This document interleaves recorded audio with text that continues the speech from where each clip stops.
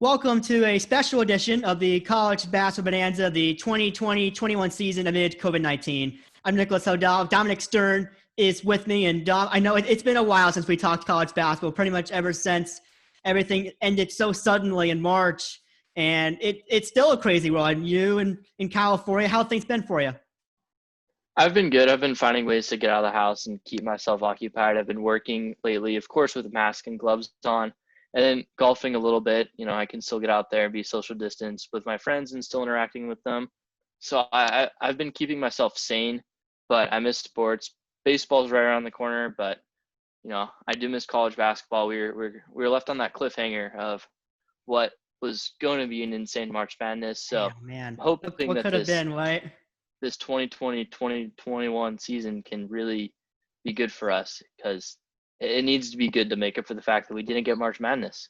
I know. And, I mean, we're still a little ways away from it yet, but with the July wrapping up, conferences in smaller capacities all across the country have already been canceling all their fall sports, with most notable of those coming from the Ivy League, the first to do so just like in March, and the MEAC and the SWAC, notable HBCU D1 conferences.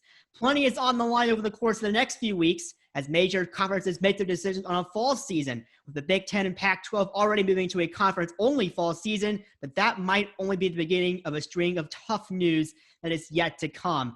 And Dom, obviously college basketball a little ways away yet, but given what's going on right now, I would imagine that it's not the best signs at the moment for college basketball. No, nothing's really in good shape, and it's all really going to depend on how America does in this next couple of months, because it's really tough to predict what's going to go on in November when we don't know what's going to go on in August.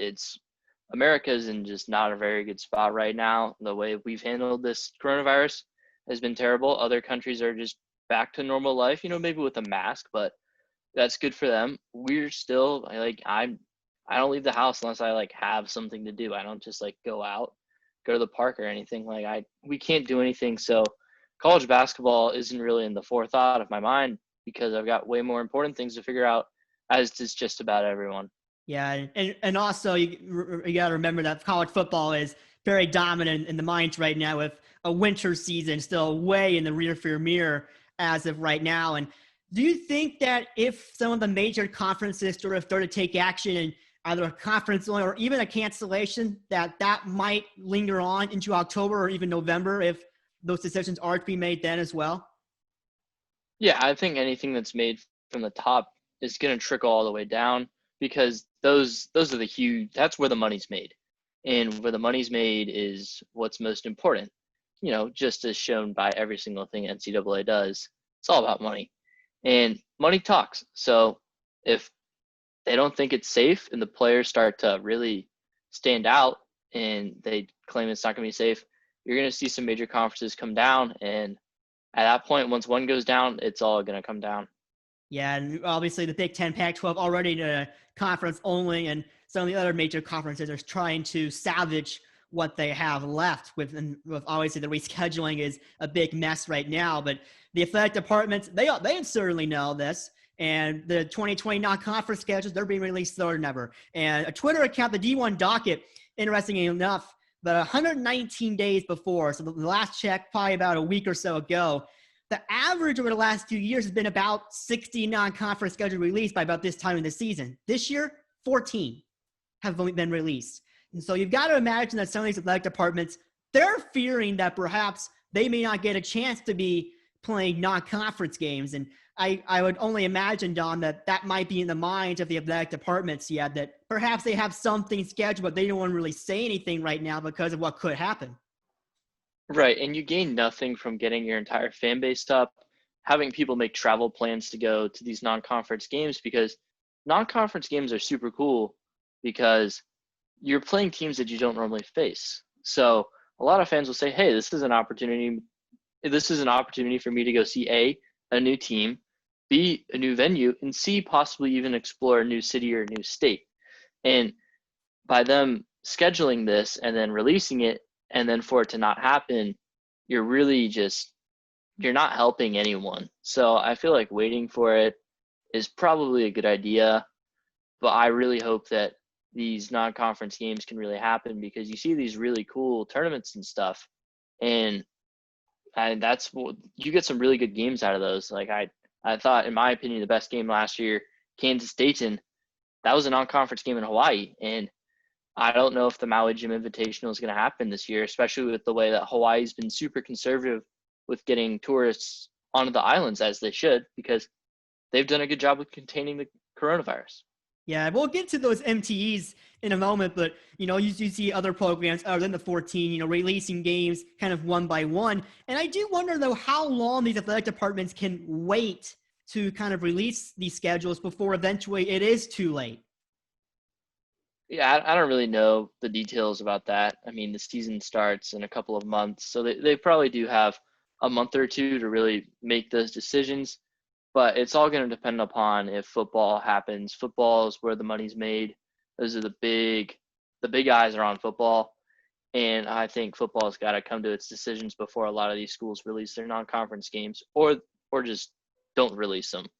Right. And obviously we mentioned college football and all the money, and maybe not at the bigger conferences, but I do wonder at the smaller D1 conferences or even D2, D3, perhaps we could see basketball programs being cut altogether, which would be unfortunate, but it could very well be a ramification of there being no college football season, even if it is in the spring.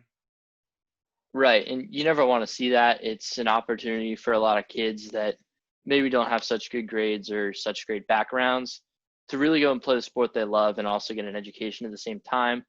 And it would be a really big shame for those to get cut down because of the pandemic and then the schools not wanting to lose money. But I mean, that's the world we live in right now. Not everything's for certain. Some things that may be deemed unnecessary aren't going to come back. And if the schools determine that, this isn't worthwhile happening down the line, then that people are just going to have to accept that. Yeah, it really is kind of a sign of the times where already those non-revenue sports are starting to get cut already. And how long could it be before some of those bigger sports start to get cut as well? We'll certainly have to see. And you did mention the Maui Invitational. These MTEs are going to be quite the challenge too. Already two of them, the Cayman Islands Classic and the Islands of the Bahamas Showcase, have been moved from their original locations to the state of Florida for 2020. And these MTEs, I think, provide a different sort of challenge because outside of Major League Baseball, who will hopefully get a very good season in with coronavirus testing and also probably some fun games as well starting on Thursday, I do wonder how these MTEs can operate, because if the bubble is a mindset, I don't think bubbles are necessarily the idea that collegiate sports should be operating on, even if it isn't a pandemic, Dom. No, these won't work. I'm just going to say that right now. You're getting – because, with just one game, a non-conference game, you have one team traveling into another area. But all it takes is one person in that little arena, and boom, everyone gets it. And you don't want that. And when you're taking in 8 teams combining, it's going to make it even worse. And fans are going to want to come, even if they can't go to the games, because fans are crazy. That's just the reality of it. And even if they do not announce whether or not they're going to have seats or not, if people go there in the anticipation that they could be going to games and then all of a sudden they announce no fans, people are still going to want to go because it's technically a vacation they've already planned for. And so then not only are you risking the players, the coaches, and the faculty members at the tournaments, you're also now risking the tourist lives and the people who live in the area. So these tournaments make no sense for me this year. Going forward, it's going to depend on how America, figures their stuff out. But it just makes no sense for this year to have these invitational tournaments. Yeah, you mentioned all those different variables, and don't forget, you got the family and friends of a player who may, goodness knows what's going to happen down the line. But if there is a limited capacity, perhaps they might want to come anyway and kind of take in that. And then you've got all the academic side of things. I think in this time more than ever is crucial, the academic side of things, because obviously you're going to have, these players, with the classes and stuff. And I think that's the obvious. But what's not so obvious is once these players travel to places like Charleston and Florida and coming back to their campuses, should the campuses be back in-person learning, I mean, some of these campuses may decide to have the players quarantine for 14 days because, they're coming back from their state that may have different policies. And there's just so much things going on right now that I think the unpredictability of just everything else surrounding the basketball, surrounding the bracket of those teams, there's just absolutely no way in my mind that something like that makes sense. And bubbles for collegiate sports, they are not feasible because of the classes that these student athletes have to take. It is not feasible to me. No, it's not. I mean, unless you have these guys doing online classes, but at that point, why are they playing sports if they're attending an online class? At that point, they're not even like attending university. They're attending a computer. And I mean, a lot, when it comes to some Power 5 sports, the kids maybe aren't going to the school for their education. Now, a lot of players do. I'm not speaking on all players, but some people don't do that. And so at that point, it's like, why are we even playing if all schools are online? It doesn't make any sense for that. Yeah, and to me, you got to get people back on campus. Because if you got all these kinds of kids, and Arizona State University is a place where kids are from everywhere. There are kids from pretty much all over the place. If you are basically having everyone else online and then try and bring these athletes back who they themselves are from all over the place, this just creates all kinds of confusion and chaos, really. And it's just one of those things to where we would then be talking about, in the terms of the student athlete term, the term athlete being in capitalized letters and the term student being in lowercase letters, probably size font 6 or something like that. Right. You're jeopardizing every single person. And the schools want you to be there because that's how they make the most money. If you're online, they theoretically cannot charge as much money. And as we all know, most schools, they only care about the money. Money talks. So it's in their best interest to have people on campus, which would also mean possibly having sports. But I just don't see a way where if all schools are online, how can we have sports? Because they're not even attending the university. They're hardly a student athlete at that point. Now they're really just an athlete. And right. The optics of it are so bad to have these college athletes playing in the middle of a pandemic when they're not even getting paid to play. And not all players are on full scholarships. Some of them are paying to play at some of these schools. The optics of the situation are so bad. America needs to figure it out if college sports want to happen. Just sports in general, but especially college sports, because these players aren't getting paid. Absolutely. Now, to focus on the NBA, even though they are in a bubble, what do you think college administrators and conferences, for that matter, what do you think are some of the things the NBA can really be implemented in the college game as far as procedures around the coronavirus and trying to prevent the spread of the virus, should the NBA be successful? Well, another thing they could limit is if students are on campus, they could deliver meals to your players. Now, these players are putting in a lot of money for these schools, especially if the season does end up happening. And if that's the case, you could have players totally avoid going out to eat and going into the dining halls to eat. Because as we all know, Nick, dining halls are crazy. They're full of people who don't really keep, the best hygiene. Not everyone's going and washing their hands right before. Not everyone's probably going to be wearing their masks, especially when you're eating food.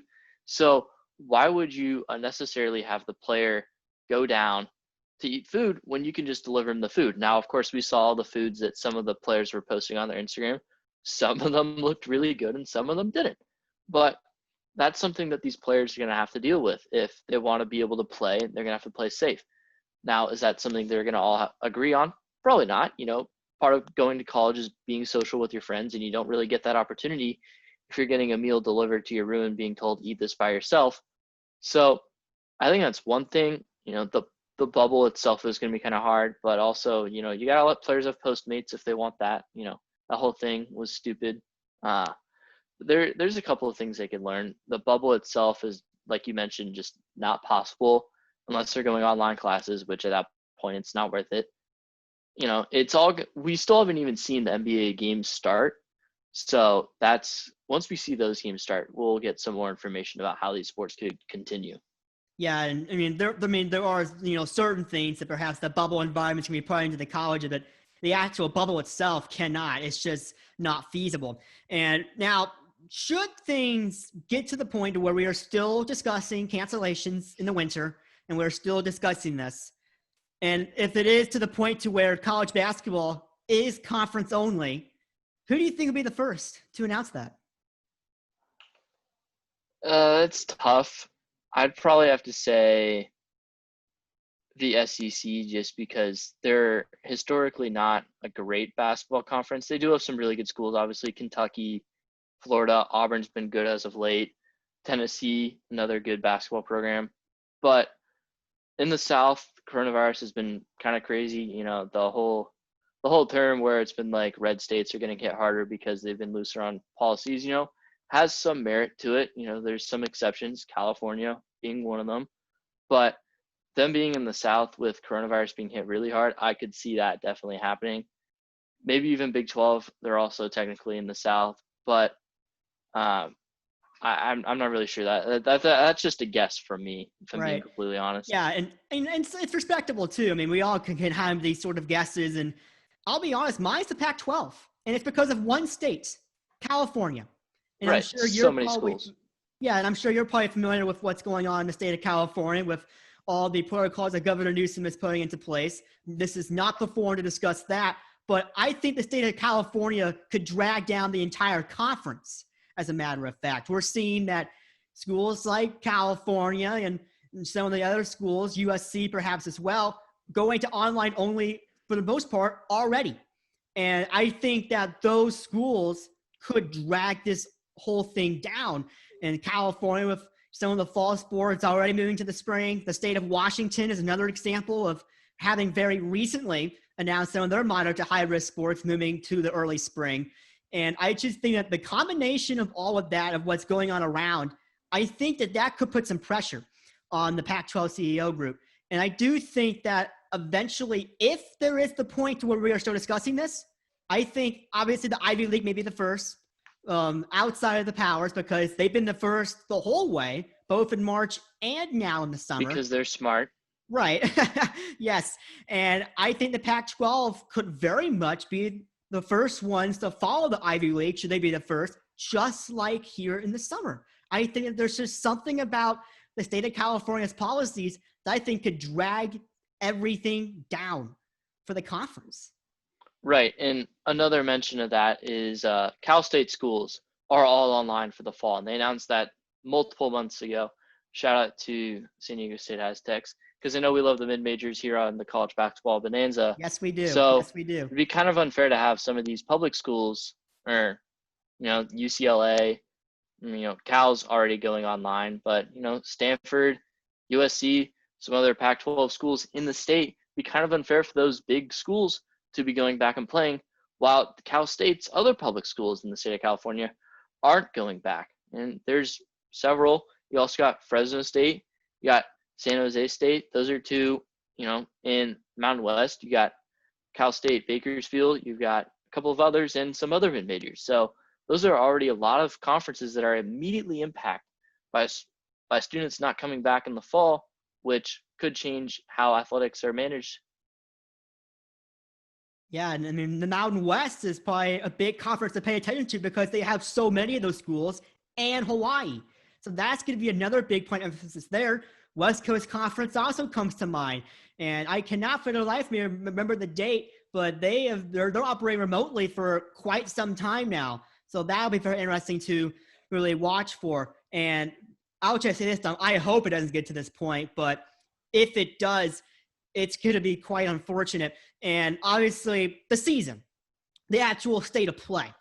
We've seen some pictures of the bubble. I'm not sure if you've seen them, socially distanced benches and things along those lines coming together. You know, perhaps some of those protocols might also have to apply in the college game for, one, good optics, and two, to protect the players, and even more so the coaches, who some of them might be in the high-risk category for COVID-19. Yeah, Bob Huggins comes immediately to mind when I think of that. A couple of other old coaches, Coach K, Coach Williams. You know, those are some big names too. There's got to be some even smaller names that I'm sure are at health risks too. Yeah, and you know, I mean, Coach Boeheim as well. I mean, there's just so many different coaches and a lot of programs, and it's not just limited to one state. It's all across the country. And that's what makes college basketball so unique. And now, do you think that perhaps different conferences will have different protocols for college basketball in 2020, 2021? Absolutely. It all depends on, what states you have in your conference and how those states are doing with the coronavirus. And like I said earlier in this podcast, it's all going to depend on where we are further down the line. We have no idea where we're going to be mid-August in a month from now. So, they should be planning on possible ideas to do for college basketball season, but nothing should really be enacted yet. Football's got to come first. That's the first line. And then maybe a couple of other fall sports that could be happening. I don't see very many other fall sports happening, though, because none of them really make money. So conferences will be different. They'll have different protocols. I imagine, the conferences like the Colonial and other conferences up in the Northeast, where they've done a really good job of handling the virus, they could have some less restrictions because they can be less concerned about the virus. Now, conferences like the SEC in states like Florida or Georgia, where the coronavirus has been handled horribly, those states could be seeing some severe restrictions or possibly not even be playing. Right. And also, the one thing that comes to mind as well is, a couple of conferences, Conference USA and the American Athletic Conference, you've got schools from everywhere, from all over the place. And you've got probably at least 5 or 6 states of, different quarantine protocols and different mandates and all this other stuff. And I just think all of that mixed in together is going to create one big cesspool of a mess when it comes to policies. And, do you give some of these athletes, travel exceptions to go play your games and go back to campus? Or do you just go ahead and make them quarantine and perhaps risk that season? Everything is just up in the air when it comes to those conferences. Now, one last thing I want to get to, what if you had to put a percentage odds, were your odds of a 2021 national championship in college basketball? That's so far down the line. I mean, we're here in mid-July and we're talking about something that's happening early April. I'd probably give it a 50-50 chance of it happening in April. If the sports end up getting postponed and pushed back, like we have seen for some high school sports, I'd give it a much greater chance. I think that America will get their stuff figured out. Will it be in the next 2 months? Who knows? Will it be in 4 months? I'd say yeah. But I think there will be a championship. It's just whether or not it'll be in the normal April and whether we'll see March Madness or not, or maybe it will be May Madness this year. We may not be able to sleep until June. Brother. Oh, brother. But I think you picked up on my reference there. And there's I wouldn't be surprised if we get a college basketball season. It just might not be until later than we're used to. Yeah, and I also react like that because I experienced that whole thing in March in the conference tournaments. I cannot imagine how long that's going to kill me if I have to stay up till 1 a.m. on a May evening. Oh, my goodness, that's going to drive me nuts. But to me, I just think that the next 2 weeks are going to be critical. And this really just falls along the lines of what the Wisconsin volleyball coach was saying to a local media outlet, and saying these are the 2 biggest weeks in the history of college sports. We've got to do better. And that is not just for the preservation of the non-revenue sports. That is not just for the preservation of college football in its normal time slot. That is in the preservation of all sports and a lot of smaller colleges. And just America in general, right, too. It's not even just about sports. It is for some of the people who are in sports, but just anything, our livelihoods, our businesses, our well-being. We need to figure our stuff out, because I know when I go back to college in a month, I want to be able to go out and do stuff. Now, if that's not possible, then I'm not going to, but I'll still be there. And, I want to be able to enjoy being in college, and I want to attend sporting events again. I was fortunate enough to be there with you at the final Arizona Cactus League game this spring. And I haven't been to a sporting event since. I went to a Padres inter-squad game and sat out at the park with my mask on, but that doesn't really count. I want to be at another sporting event where other fans are there and, hearing the roar of the crowd when something good happens and hearing the silence when something bad happens for your team. It's something that we all miss, but we've got to earn it. Right. And American society now, I think, is at a big crossroad here when it comes to college sports. And like you mentioned, all sports in particular. Sure, the professional leagues can set up bubble environments somewhere where you have a tons of fields and tons of courts and go play your season there. Collegiate sports is not there. In college basketball, the next 2 weeks, what happens with college football and a lot of the major conferences, what they decide to do is really going to determine the outlook of a college basketball season in 2020-21. It's going to be all kinds of chaos. And even then, if we do have a season, we're going to have protocols, I think, similar to the NBA. Perhaps not the bubble, but the socially distanced benches, perhaps no fans. There's going to be a lot of things happening there on that front. But with that, we do have to end this conversation. Thank you very much, Dominic.